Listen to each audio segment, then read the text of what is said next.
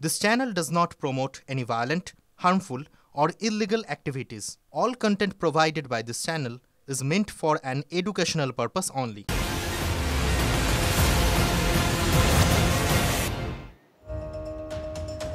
নমস্কার, টিভি9 বাংলায় আপনাদের স্বাগত জানাই। আমি শুভজিৎ রয়েছি আপনাদের সঙ্গে। কলকাতায় একের পর এক বাড়ি হেলে পড়ছে, সেই ছবি আপনাদের দেখিয়েছি, সেই খবর আপনাদের দেখিয়েছি। শুধুমাত্র খবর দেখানোর জন্য নয়, আপনারা জানেন এক্ষেত্রে বেশ কিছু আশঙ্কার মেঘও ঘনীভূত হয়েছে। এবার কসবার বেদিয়াডাঙ্গায় হেলে পড়েছে বহুতল, ছাদে ফাটল ধরেছে, বাসিন্দারা খুব স্বাভাবিকভাবে আতঙ্কে। বাড়ি ভেঙে পড়ার আশঙ্কায় পাশের বাড়ির বাসিন্দারাও।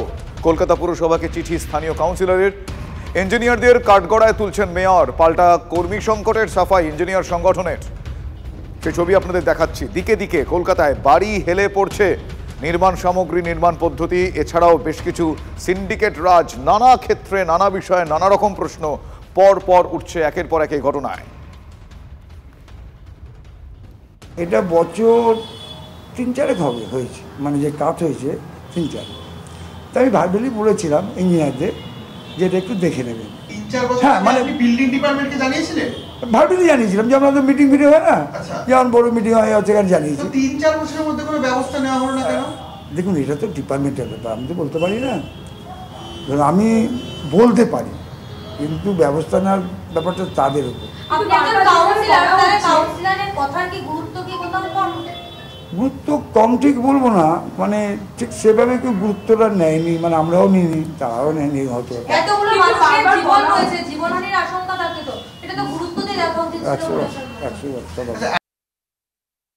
এলবিএসরা ওদের কাছে প্ল্যান গেলে তবে তো প্ল্যান করবে।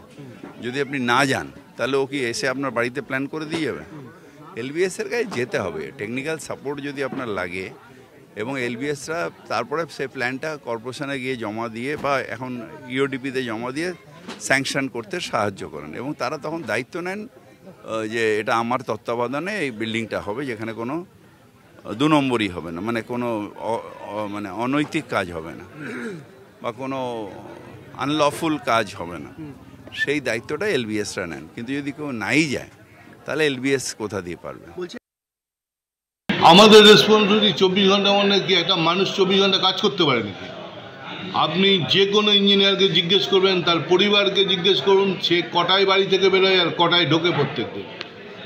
8 ঘন্টার অনেক বেশি কাজ করছে, প্রত্যেকের এলাস্টিক লিমিটের বাইরে গিয়ে কাজ করছে। যা হবে এরপর টোটালটাই কোলাপস করে যাচ্ছে, তো বুঝতে পারছেন, প্রশাসনের মাথাটা বুঝতে পারছেন না। এইসব গাল ভরা কথা বলে লাভ কি? লোড ঠিক করুন, একটা মানুষ কতটা কাজ করতে পারে, তার কাছ থেকে আউটপুট কি পেতে পারি।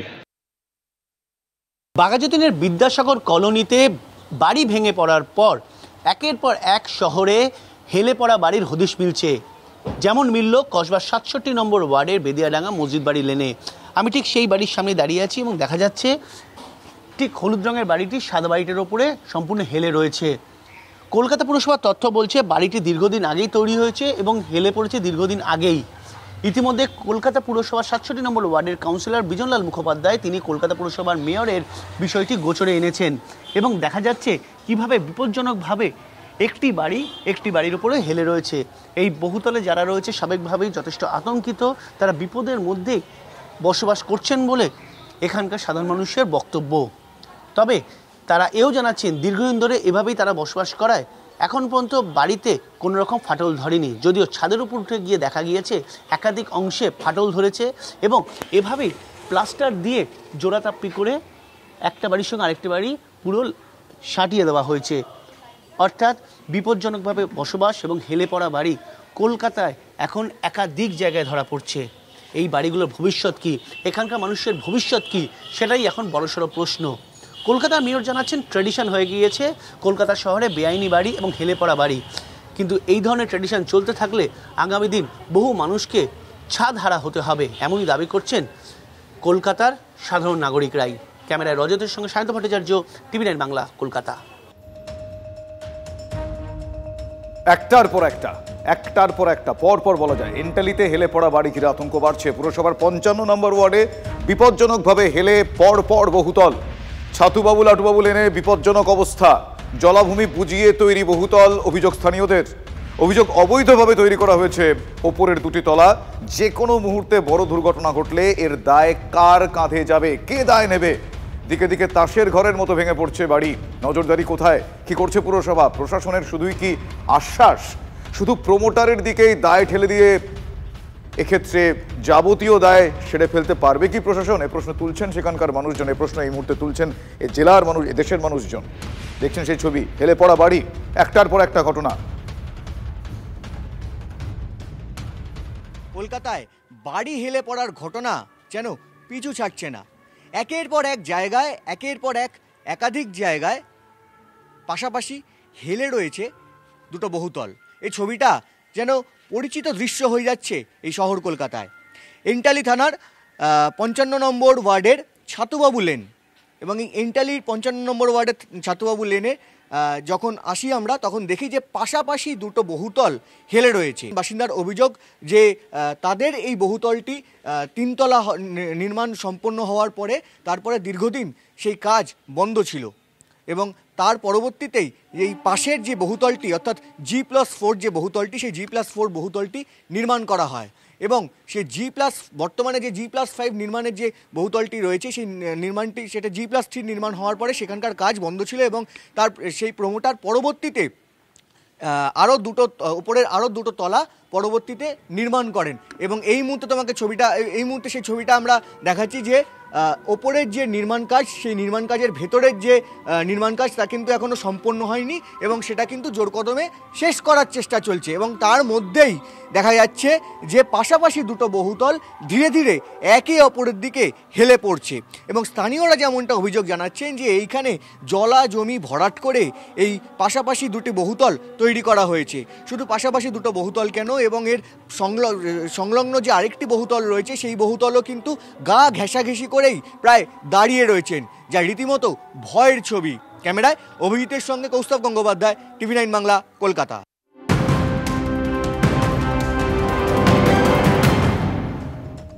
মুর্শিদাবাদের লালবাগে শুভেন্দু অধিকারী এই মুহূর্তে বক্তব্য রাখছেন। কি বলছেন তিনি আমরা শুনবো সরাসরি। মুর্শিদাবাদের মুসলমান নিয়ে আমাদের কোনো বক্তব্য নেই।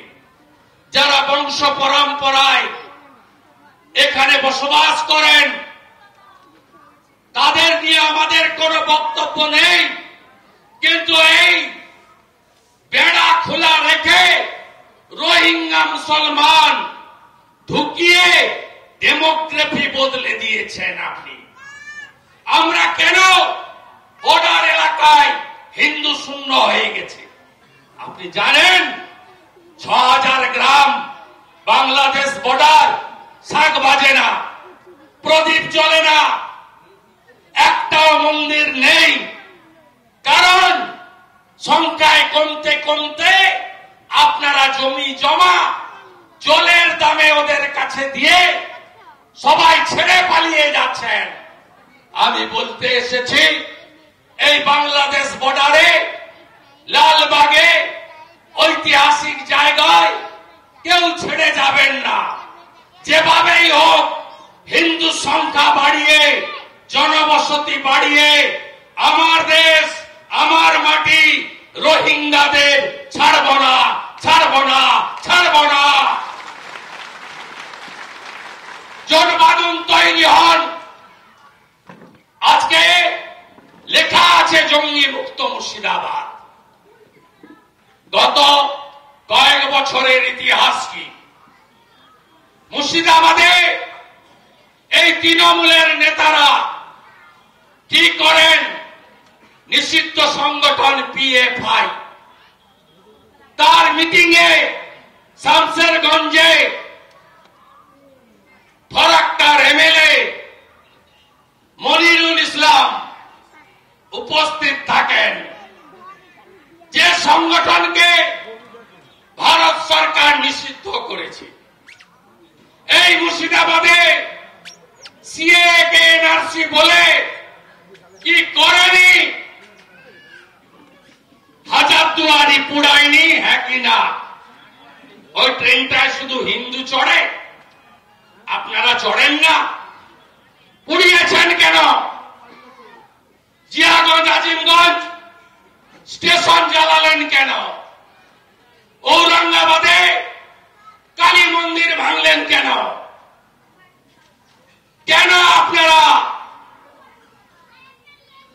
জঙ্গিপুরে একসঙ্গে 58টা দোকান লুট করলেন, রেজিনগর স্টেশন জ্বালালেন, বেলডাঙ্গা স্টেশন জ্বালালেন, রেল লাইনের পাত উপড়ালেন, সিদ্দিকুল্লাহ এসে আগুন জ্বালালো। ভুলে গেছেন না 19-এর ঘটনা? এত শর্ট মেমোরি আপনাদের? এরা কারা? কেন মুর্শিদাবাদের মাটিতে হরিহর পাড়া থেকে আনসারুল বাংলা তার জঙ্গিরা ধরা পড়ে? কে ধরেছে? মমতার পুলিশ নয়, হেমন্ত বিশ্ব শর্মার পুলিশ। আসাম থেকে এসে চুলের মুঠি ধরে 7 শেখকে নিয়ে গেছে। তিনি কতদিন আছেন এখানে? 1.5 বছর আছেন। তার ভোটার লিস্টে নাম তুললো কোন ভিডিও? 2 বার ভোট দিয়েছে। তার আধার কে বানালো? তার এপিক কার্ড কে বানালো? এই জঙ্গিরা মুর্শিদাবাদকে শাসন করবে। ঘর বানাচ্ছেন না, বাংলার বাড়ি, এই ঘরগুলো ওরা দখল করবে। আমি হিন্দুদের বলছি, ঘর আপনি বানান, ঘরগুলো এই 7 শেখরা দখল করবে। অপেক্ষা করুন। হাজেরি মাদ্রাসা চালালেন 7 শেখ। আপনি জানতেন না? তৃণমূলের প্রতিষ্ঠা দিবস, এখানে একটা লম্পট চেয়ারম্যান আছে।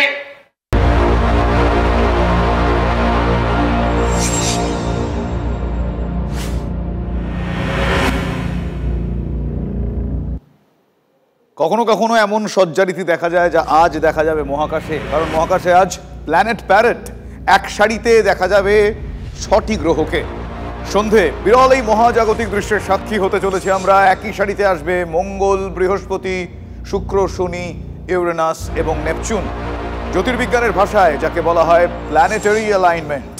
সূর্য অস্ত যাওয়ার 45 মিনিট পর খালি চোখে দেখা যাবে এক এক করে 4টি গ্রহকে। ইউরেনাস এবং নেপচুন দেখতে কিন্তু টেলিস্কোপের প্রয়োজন।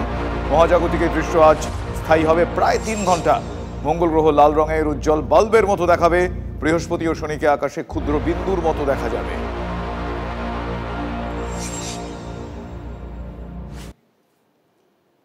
গ্রহ দেখতে গেলে আপনারা জানেন যে গ্রহগুলো মিটমিট করে না, কারণ একটা ডিস্কের মতো বেশ বড় সাইজের ডিস্ক, এরা মিটমিট করে না, তারা মিটমিট করে। এটা তো সবাই আমরা বাচ্চা বয়স থেকে পড়ে যাচ্ছি। কিন্তু ইম্পর্টেন্ট ব্যাপার হচ্ছে সূর্য ডোবার ঠিক পরে পরে একদম তাকালে দেখতে পাবে একটাই মাত্র তারা দেখা যাচ্ছে, সেটা হচ্ছে সন্ধ্যা তারা, সেটাই আমাদের ভেনাস।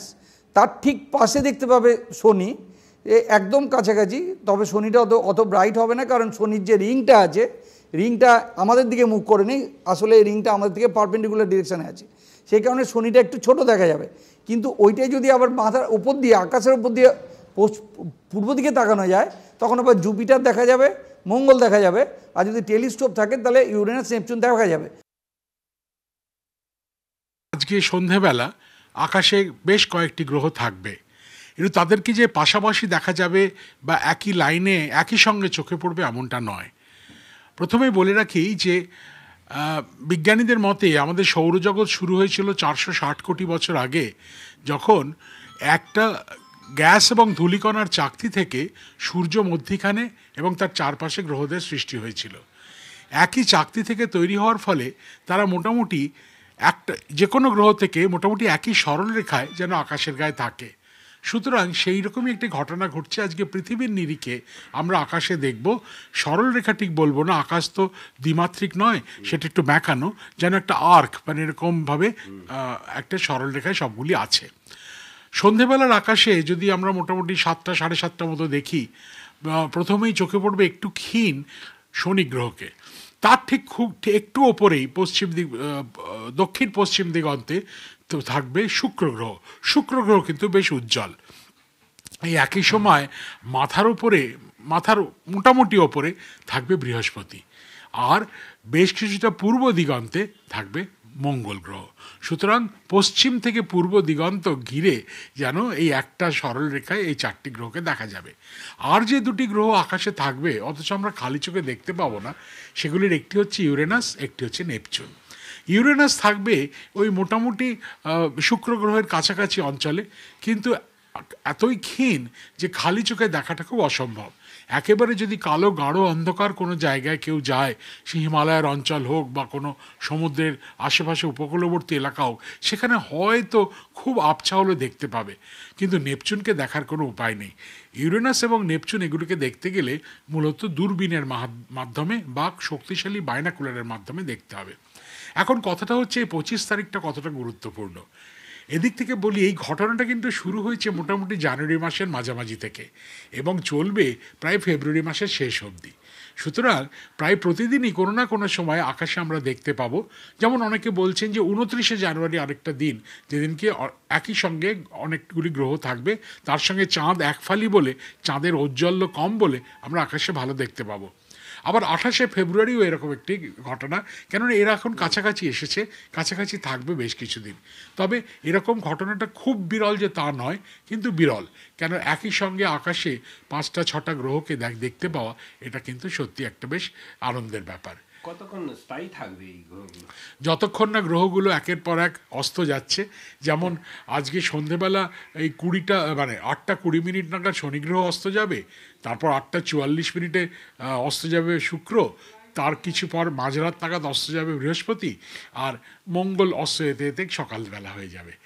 আর আমরা মার্কারি বুধকে দেখতে পাবো না, বুধকে কিছুদিন পরে থেকে, যেহেতু সূর্যের খুব কাছে, সেই জন্য এই মুহূর্তে আমরা দেখতে পাবো না। এখানে মঙ্গল গ্রহ লাল রঙের এবং উজ্জ্বল বাল্বের মতো দেখাবে এরকম না, মঙ্গল গ্রহকে উজ্জ্বল দেখাবে, কেন মঙ্গল এখন পৃথিবীর নিরিখে সূর্যের ঠিক উল্টো দিকে আছে। উল্টো দিকে আছে বলে সে সূর্যের ঔজ্জ্বল্যটা তার উপরে ততটা হচ্ছে না, কিন্তু আমরা দেখতে পাবো স্পষ্টভাবে। কিন্তু বিরাট বড় দেখব বা একটা কমলালেবুর মতো লাল দেখব, এটা কিন্তু ভাবাটা একেবারেই উচিত নয়। মঙ্গল, বৃহস্পতি, শুক্র, শনি এগুলো আমরা একসাথে আসবে, আমরা এগুলোকে দেখতে পাবো। যে আমি ইউটিউবে দেখেছিলাম যে 6খানা প্ল্যানেট একসাথে আসবে।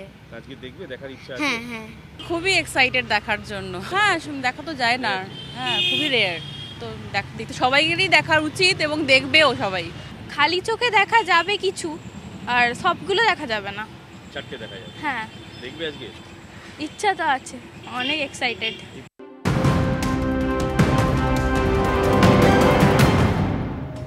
অন্যদিকে আবার দাঁতালের দৌরাত্ম্য এবং অতিষ্ঠ সেখানকার মানুষজন অবশেষে স্বস্তি পেয়েছেন।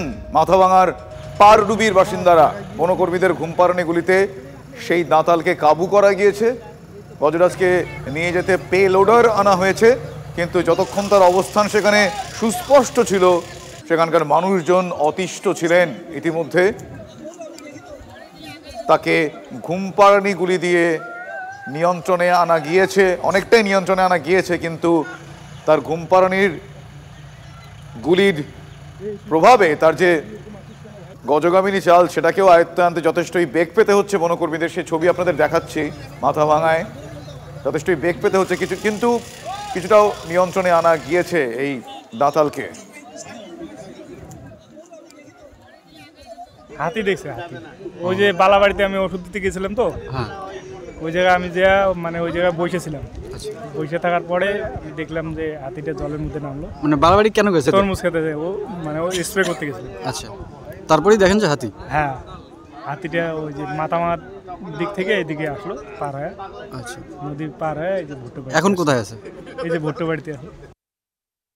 এখনো অবধি আমাদের কাছে কোনো মানুষের কোনো ক্ষয়ক্ষতি এবং মানুষের কোনো বিশেষ কোনো ক্ষয়ক্ষতির নেই। সামান্য ফসলের হয়তো কিছু যেখান দিয়ে হাতি গেছে বা যে জায়গাগুলো হাতি ছিল হতে পারে, সেটা আমরা দেখে নেব। ফরেস্ট ডিপার্টমেন্ট খুব তাড়াতাড়ি এখানে আসে এবং তারপরে তাদের যে পদ্ধতি আছে, পদ্ধতির মাধ্যমে তাকে ঘুমপাড়ানি বন্দুক ব্যবহার করে হাতিটাকে এখন আস্তে আস্তে নিরাপদভাবে রেস্কিউ করা হচ্ছে।